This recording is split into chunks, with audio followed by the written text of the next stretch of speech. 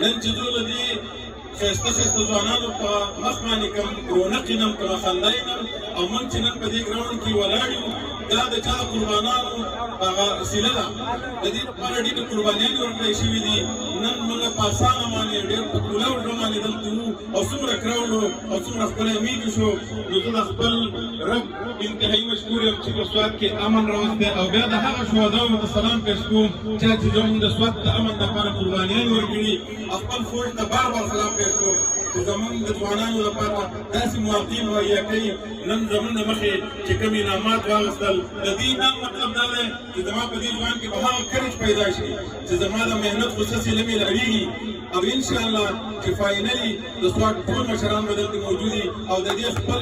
ځوانانو په سر به زموږ لاسي او دې به هغه حوصله ورکوو او له دې ګراسي ګراونډ نه به هغه ځای ته رسوو چې کوم د پاکستان په میدانونو باندې جنګېږي او په امریکې ته او لندن ته او یو ځای نه بل ځای ته انشاءالله ټورنمنټونه ځي همدغه شان ځوانان به